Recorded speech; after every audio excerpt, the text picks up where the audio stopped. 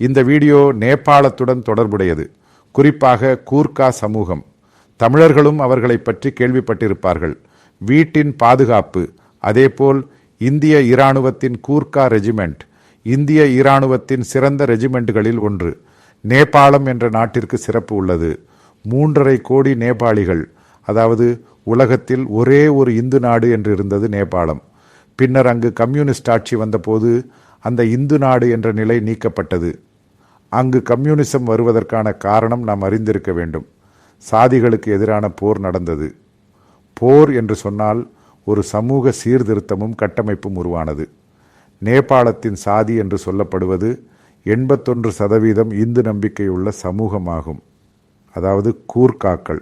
இந்த இந்து நம்பிக்கையுள்ள சமூகத்திற்குள் இந்தியாவில் என்னென்ன பிரச்சனைகள் இருந்தன? முன்பு அல்ல, தற்போதைய பிரச்சனைதான் சாதி பாகுபாடு. இது நேபாளத்தில் அதிகமாக இருந்தது. உயர் சாதியினர் சில பகுதிகளுக்குள் மட்டுமே செல்வார்கள். நான் இதை பார்த்திருக்கிறேன். இதனால்தான் இது சொல்லப்படுகிறது. உயர் சாதியினர் வாழும் பகுதிகளில் தாழ்த்தப்பட்ட வகுப்பைச் சேர்ந்த கூர்க்காக்களுக்கு நகர்வதற்கான அனுமதி இல்லை. 2 குழுக்களுக்கும் தனித்தனி கோவில்கள் உள்ளன. தாழ்த்தப்பட்ட கூர்க்காக்களுக்கு தனி கோவில், உயர் சாதியினருக்கு தனி கோவில். அவ்வளவு கொடூரமான நிலை அங்கு இருந்தது. இதனால்தான் அங்கு கம்யூனிசம் வந்தது. நேபாளிகளுக்கு கம்யூனிசத்தில் ஆர்வம் இருந்ததால் அல்ல, முன்பு ராஜா ஆட்சி இருந்தது. அதனுடன் தொடர்புடைய விவரங்களை நீங்கள் கேட்டிருப்பீர்கள். பின்னர் நாடு ஜனநாயகத்திற்கு வந்தது. ஆனாலும் ராஜ குடும்பங்கள், அதாவது அங்குள்ள இந்து ராஜாக்கள் இங்குள்ள குவாலியர் இந்து ராஜாவின் குடும்பத்துடன் திருமணம் செய்துள்ளனர். அதாவது குவாலியர் என்று சொல்வது நமது ஜோதிராட்சி சிந்தியா மாதவராவ் சிந்தியாவின் குடும்பத்துடன் தொடர்புடையது. அதேபோல் ஜெய்ப்பூர் ராஜ குடும்பத்துடனும் இந்த இந்து ராஜ குடும்பம் திருமணம் செய்துள்ளது. அவர்கள் உறவினர்கள். நான் சொல்வது என்னவென்றால், இப்போது நேபாளத்துடன் தொடர்புடைய கூர்க்காக்கள் 3.5 கோடி உள்ளனர். நான் இதை 2020 நடந்த மக்கள் தொகை கணக்கெடுப்பின்படி சொல்லுகிறேன். அதில் 81% இந்து நம்பிக்கையாளர்கள், 8% பௌத்தர்கள், 1.5% கிறிஸ்தவர்கள் என்று குறிப்பிடப்பட்டுள்ளது. இந்தியாவின் சில பகுதிகளை எடுத்துக்கொள்வோம். இந்திய பகுதியில் 2,67,00,000 கூர்க்காக்கள் உள்ளனர் என்று இந்திய அரசின் மக்கள் தொகை கணக்கெடுப்பு கூறுகிறது. இந்திய இராணுவத்தின் கூர்க்கா ரெஜிமெண்டில் 67,000 பேர் உள்ளனர். இதில் 60% இந்திய பகுதியிலுள்ள கூர்க்காக்களும் 40% நேபாளத்தில் உள்ள கூர்க்காக்களும் உள்ளனர்.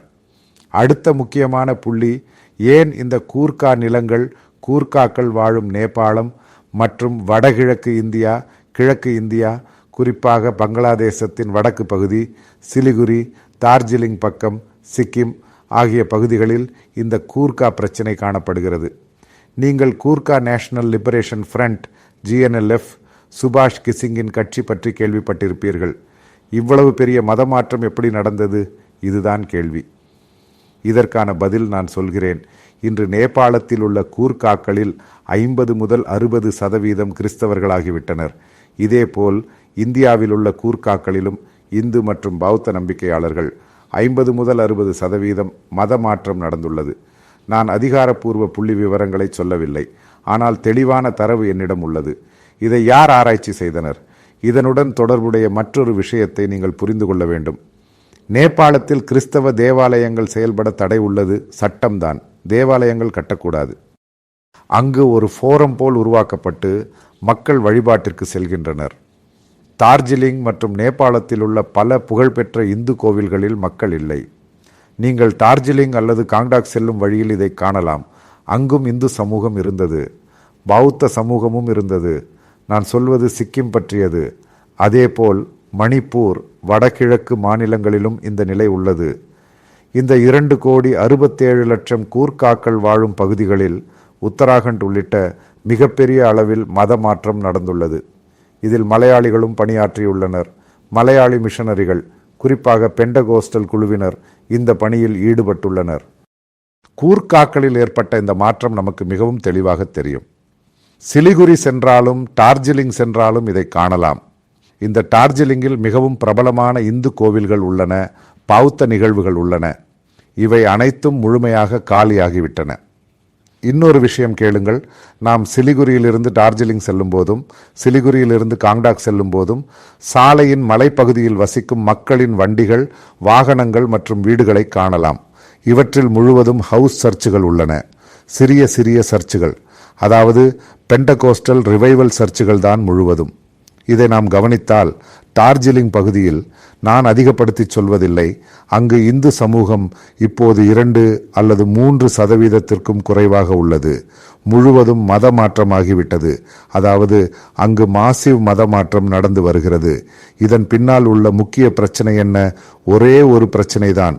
இந்து சமூகத்தில், அதாவது இந்து நம்பிக்கையாளர்களிடையே நிலவும் சாதி பாகுபாடு. இதுதான் இந்த மாற்றத்திற்கு காரணம். இதைத்தான் நாம் வடகிழக்கு இந்தியாவில் சென்றாலும் மற்ற பகுதிகளில் சென்றாலும் கூர்க்காக்களிடையே காணக்கூடிய மிகப்பெரிய விஷயம். இப்போது நாம் செல்லும் வண்டிகள், பஸ்கள், ஆட்டோ ரிக்ஷாக்கள் மற்றும் அவர்களின் சிறிய வாகனங்கள், ஸ்கூட்டர்கள் போன்றவற்றை கவனியுங்கள். இவற்றில் Jesus bless you, God bless you என்று எழுதப்பட்டிருக்கும். வீடுகளின் முன்புறத்தில் கூட. இதை புரிந்து கொள்ளுங்கள். கூர்க்காக்கள் நல்ல இந்து நம்பிக்கையாளர்களாக இருந்தார்கள். காரணம், அவர்கள் பெரிய பலி செலுத்தும் நிகழ்வுகளை நீங்கள் கேள்விப்பட்டிருப்பீர்கள். இவ்வளவு எருதுகளை கொல்வது இப்போது அது முழுவதுமாக இல்லாமல் போய்விட்டது. இதைத்தான் புரிந்து கொள்ள வேண்டிய முக்கியமான புள்ளி. இப்போது மிக முக்கியமான மற்றொரு புள்ளி உள்ளது. இந்தியாவுடன் தொடர்புடைய இந்த Gorkha National Liberation Front, GNLF என்பது உண்மையில் ஒரு வன்முறை மிக்க பெரிய அமைப்பாக இருந்தது. அதாவது கூர்க்காக்களுக்கு தங்கள் நிலம் தேவை என்று அவர்கள் நம்பினார்கள். அவர்களுக்கு தனி ஆட்டோனமஸ் நாடு தேவை. இப்போது அதில் உள்ள வன்முறைகள் மற்றும் தாக்குதல்கள் முழுவதுமாக நின்றுவிட்டன. அதாவது GNLF என்ற அமைப்பு இல்லாமல் போய்விட்டது.